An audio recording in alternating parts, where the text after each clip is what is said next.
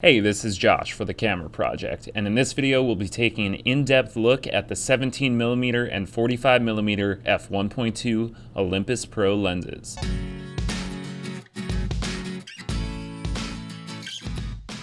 In part 1 of our video, we shot in New York City's Koreatown to test out the glass in a real-world shooting scenario.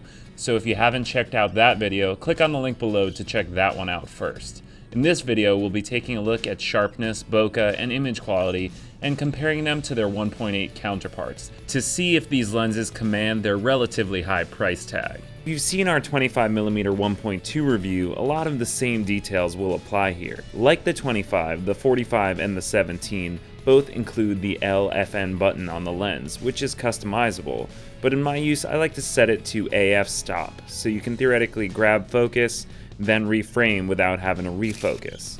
All three lenses feature a 62mm front thread, so if you're investing in more than one of them, you can use all the same filters and lens caps. They're all extremely similar in size and weight. Basically, if you own more than one of these lenses, you can switch between them and not lose any muscle memory. The build quality is excellent, and they all feel extremely solid and are fully weather sealed.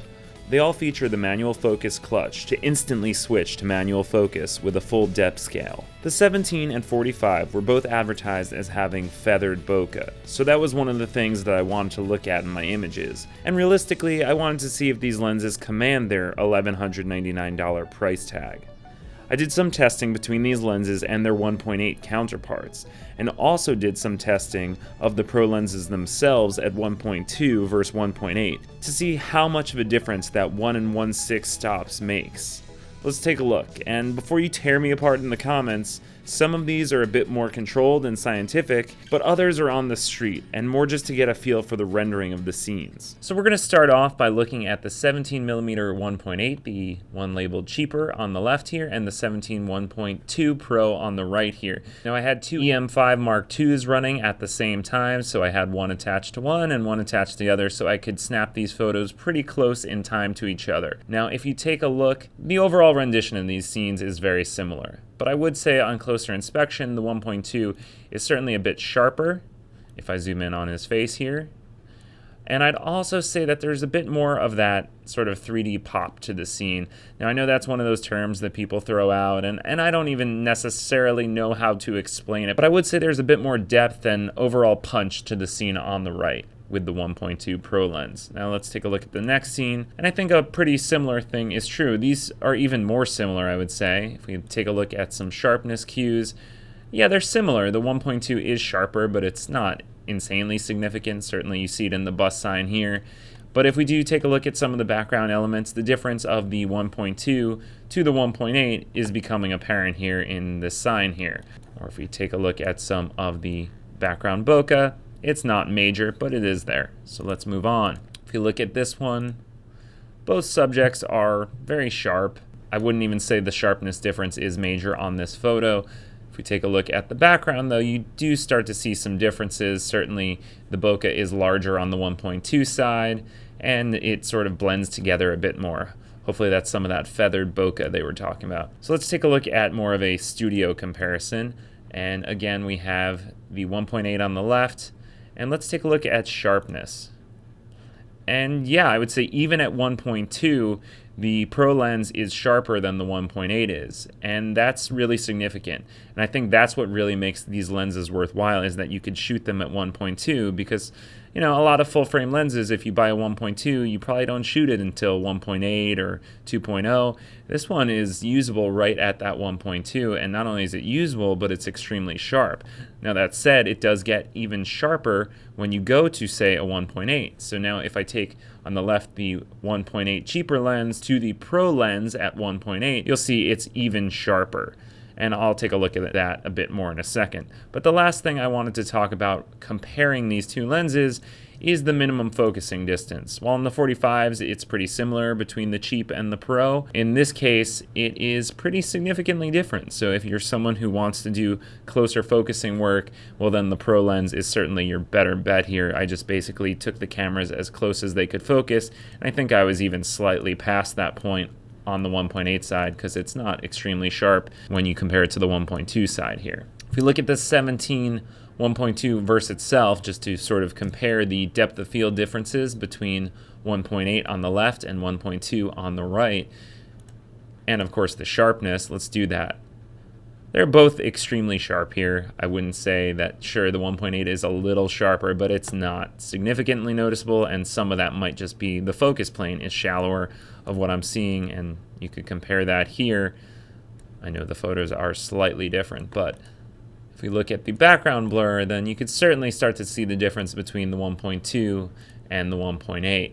This one is a much further scene, so I wanted to use this one to show you, all right, well, that was a close-up. Obviously, you're going to see a greater difference.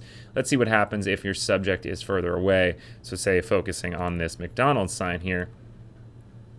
And yes, again, the 1.8 is sharper than the 1.2, but both are certainly sharp. And if we look at the lunch sign here in the background, again, there is a background depth of field difference. Is it insanely significant? No, I wouldn't say most people would notice this, but it is there. And same thing here. If we take a look at, say, that Ann Taylor sign in the background, here you actually can notice a, somewhat significant difference between the two signs. If we look at the flags, not insane, slight differences in depth of field, nothing major there. Now let's just take a look at the 1.2 and see how sharpness does. Now, as I said, from 1.2 to 1.8, I would say that you do see a big sharpness bump, but it is extremely sharp at 1.2 to start with. So if we go down the line here, hopefully I won't lose my zoom area. 1.2, there it goes. And there's 1.8, 2.8, 5.6. I'd say that 2.8, 5.6 area is certainly a sweet spot for the lens. 8 gets slightly less sharp, but still extremely sharp. And then f11 is where you start to see it go down just a hair, and then f16, it's definitely going down in sharpness, but you're probably not going to use this lens at f16 a ton anyway, and even still, it is perfectly usable with a little bit of sharpening. All right, so let's take a look at the 45, the cheap versus pro comparison. So if we look at this scene overall, let's take a look at her hair, which is basically where I was focusing. And you will see the 1.2 is a bit sharper. It's nothing insanely significant. But if you look at the background there, you'll start to see there is a more significant difference between 1.2 and 1.8 on the 45, certainly. And if we just take a look at the scene overall, it's certainly got more clarity to it on the pro side. All right, same comparison here, and just comparing things like the license plate. And yeah, again, it's just sharper on the pro side. If we look at the Cole Haan sign here, again, shallower depth of field is certainly noticeable. All right, here's another one I wanted to compare the bokeh between the 1.8 and the 1.2. And while it's nice on the 1.8 side, it's certainly larger and starting to blend together more nicely in this area and in these areas here on the 1.2 Pro side. Now this one, there's not a super descript background here. It's just sort of this wall, and they are framed slightly different, but you can actually notice that the background is more out of focus on the 1.2 side. Again, going down the studio comparison route, unfortunately these were lined up slightly off, but if I take a look at these two, you'll see, again, it's just significantly sharper on the 1.2 side.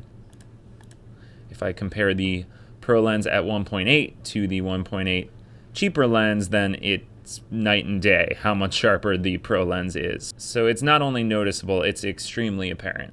All right, so now let's compare the 45mm 1.2 to itself at 1.8 versus 1.2, with 1.8 being on the left side.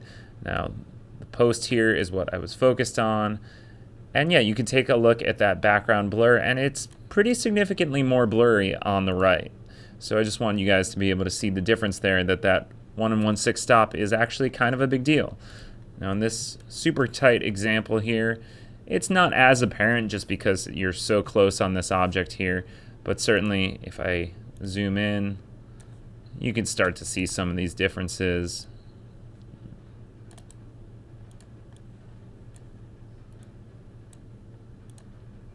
But yeah, nothing too noticeable just because it's so close in this shot. Again, just some more background blur to look at now. In this one, they are swapped. 1.2 is on the left, and you can see, while they're not as round as the 1.8, they are certainly much larger, and the background is certainly noticeably more out of focus. Okay, so on this one, I'm focused on the pole, and I just want to go over some of the background areas just so you can see the difference. I don't really need to say the differences. You guys can kind of see it at this point, but just so you guys can see that 1.2 versus 1.8 difference. Now if we're just looking at our studio setup now, here is 1.2, and again you can see that bump in sharpness going from 1.2 to 1.8 is pretty significant. Sorry, I have to keep realigning these. And even to 2.8 is even sharper than that, and 5.6 is pretty similar to 2.8. F8, still pretty similar, maybe slightly less sharp. F11 starts to go downhill a little, but still very good, and F16 definitely going downhill, but still usable with a little bit of sharpening. So I just want to wrap up with my thoughts on these lenses, and I think that depends who you are as a shooter, certainly what kind of budget you can throw into a lens, but also what size and weight you're willing to carry around with you. Now, one of the beautiful things about the Micro Four Thirds system is that you can have these really nice shallow depth of field in small primes and carry them with you wherever you go. And that's not that these lenses are big, they're not big at all, but you know, they're certainly not something you could throw in a jacket pocket anymore.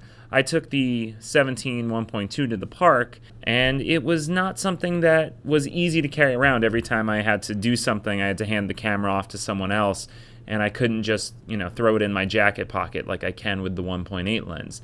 So there is a difference depending on who you are as a shooter. If you're a street shooter, one thing I didn't talk about is autofocus, and on my EM5 Mark II, I noticed that both of these lenses did seem a bit more, I wouldn't say slower, but a bit more hesitant to get the right focus point. Now, certainly the more shallow depth of field makes that harder as well, but also when I kept it to a 9-point focusing area on the camera like I often do for street, it was often getting it wrong. So I found that switching to a single point made it a lot more reliable and a lot more responsive. If I was in that single point, especially for something like a portrait session, it was perfectly responsive, and I think on an EM1 Mark II, all of that would be moot anyway. But just something to know, if you're on any camera in the Olympus system, certainly other than the EM1 Mark II, you might have a little bit of a slower focusing with these lenses. Again, it all comes down to who you are, but I think if you're a professional photographer who shoots with primes and you're shooting in this system, that these lenses are a no-brainer. The sharpness, the clarity, the shallow depth of field, I think it's something that if I was doing portrait sessions on a regular basis, I would certainly need the 45mm lens. If I did a lot of environmental work, I'd certainly want the 17. So yeah, I would definitely purchase both of these lenses, and I highly recommend them. It's just whether you can afford them and whether you can justify them for what you do. Of course, another thing I should mention is the weatherproofing, which puts them above the other two lenses as well. All things to consider, and I hope you guys can make your decision based off of this review.